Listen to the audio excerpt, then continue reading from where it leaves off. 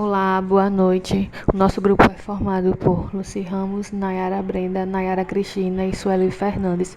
Ficamos com o tema Século das Luzes, o ideal liberal de educação. Irei começar falando sobre o contexto histórico. As revoluções burguesas aconteceram no século XVIII, século também conhecido como século das luzes, tendo influenciado a mudança do pensamento tanto na Europa como no Novo Mundo. Teve como principal motivo a insatisfação da burguesia frente aos privilégios hereditários da nobreza. O maior evento foi a Revolução Francesa de 1789. Os burgueses defendiam os princípios de igualdade, liberdade e fraternidade. Agora, as ideias iluministas. O iluminismo foi um acontecimento importante do século XVIII. Os iluministas consideravam a razão como um alicerce de uma nova forma de pensar, que vinha de encontro ao pensamento teocrático implantado pela Igreja desde o período medieval.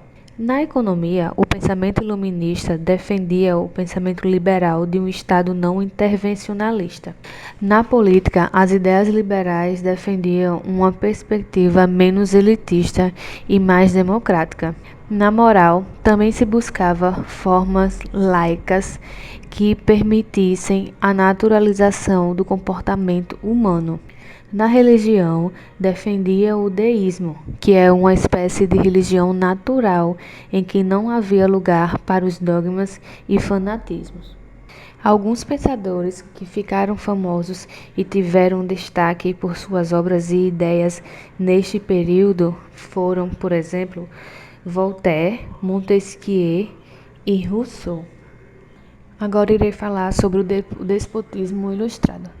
A Ilustração marcou presença, inclusive, em alguns países, nos quais persistia o absolutismo, então chamado de despotismo esclarecido ou ilustrado, porque os reis se faziam cercar por pensadores e adotavam o discurso dos filósofos iluministas, procurando criar a imagem de racionalidade e tolerância, o que dissimulava o caráter absoluto do poder.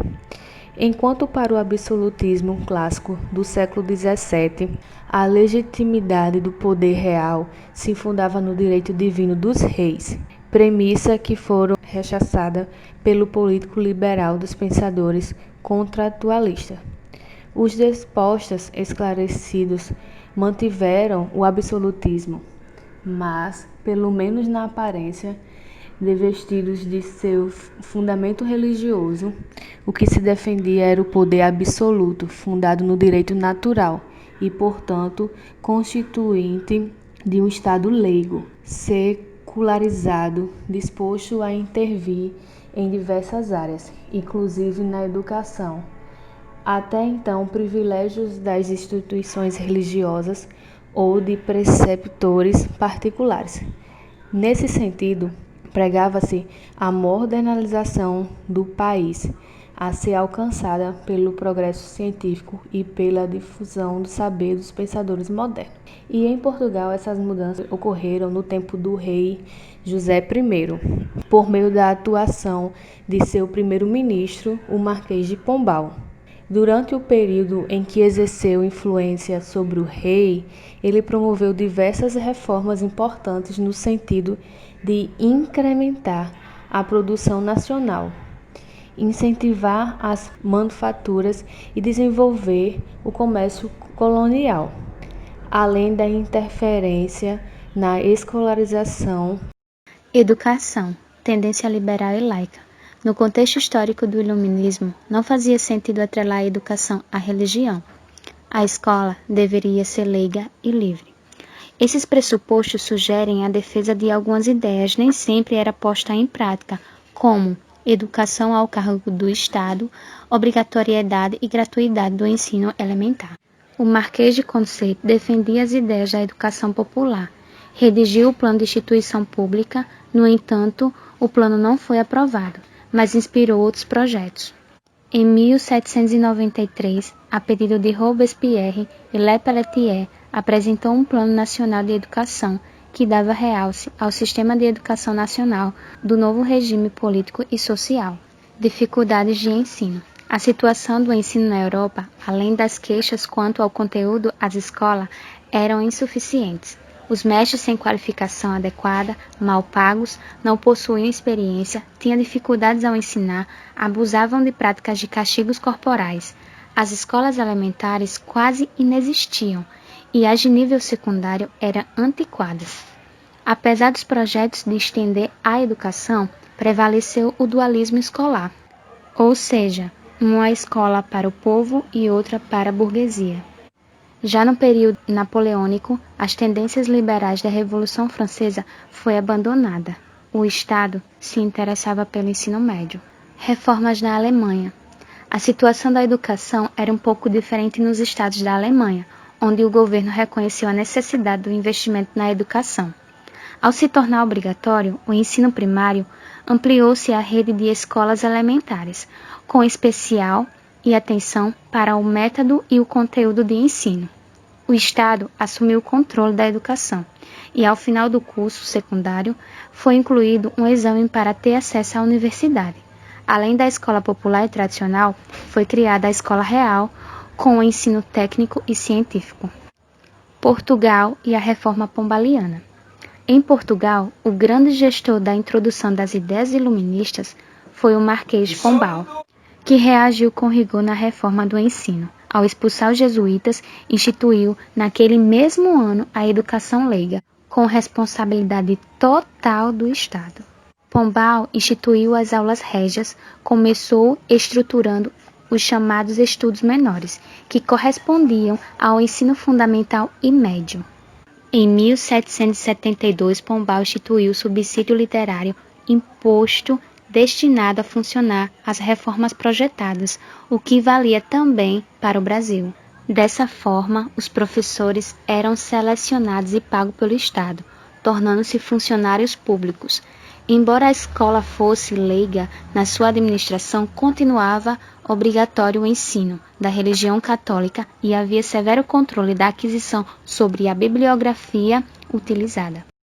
Nesse tópico pedagogia, eu irei especificar sobre a pedagogia de Jean-Jacques Rousseau, um dos maiores pensadores do Iluminismo e autor de uma das frases mais clássicas: "O homem nasce bom, mas a sociedade o corrompe".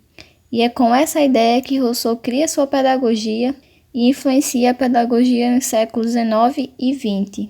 Como uma das suas principais obras e também uma das mais polêmicas, a obra Emílio, ou podendo ser chamada da Educação, ela é retratada em forma de um romance pedagógico sobre como educar naturalmente o homem ideal, longe da influência corruptora da sociedade, mas no convívio com a natureza. Além dessa teoria naturalista, Rousseau propõe ao Emílio o que ele chama de educação negativa, que pretenderia preservar os instintos, desenvolvê-los e proteger a criança do afastamento de sua própria natureza. Então, com base nisso, Rousseau vai dizer, abre aspas, "Viver o que eu desejo ensinar-lhe. Quando sair das minhas mãos, ele não será magistrado, soldado ou sacerdote. Ele será, antes de tudo, um homem." Fecha aspas. Além disso, Rousseau centralizou os interesses pedagógicos no aluno e não mais no professor. Mais que isso, ressaltou a especificidade da criança, que não deveria ser encarado como adulto em miniatura. Kant e a pedagogia idealista. A importância atribuída por Kant à educação encontra-se fundamentada nas obras mais clássicas, Crítica da Razão Pura, na qual desenvolve a crítica do conhecimento, e Crítica da Razão Práticas, em que analisa a moralidade, consciência moral. O filósofo supera o impasse, mostrando que, além do ato do conhecimento, o indivíduo é capaz de outra atividade espiritual, o exercício moral, por meio da qual rege a vida prática conforme certos princípios. Educação e liberdade. Ao unir educação e liberdade, Kant redefine a relação pedagógica, reforçando a atividade do aluno, que deve aprender a pensar por si mesmo. Pedagogia em Portugal. A reforma do ensino em Portugal, sob orientação do Marquês de Pombal, alguns teóricos refletiam sobre novos rumos da pedagogia. Não que se dedicassem exclusivamente a essa temática, mas se ocupavam com a educação em decorrência do desejo de implantação das ideias iluministas nas novas gerações. Conclusão. Temos observado como as mudanças nas relações entre seres humanos, sociais e políticos, econômicos, exigem transformações da educação.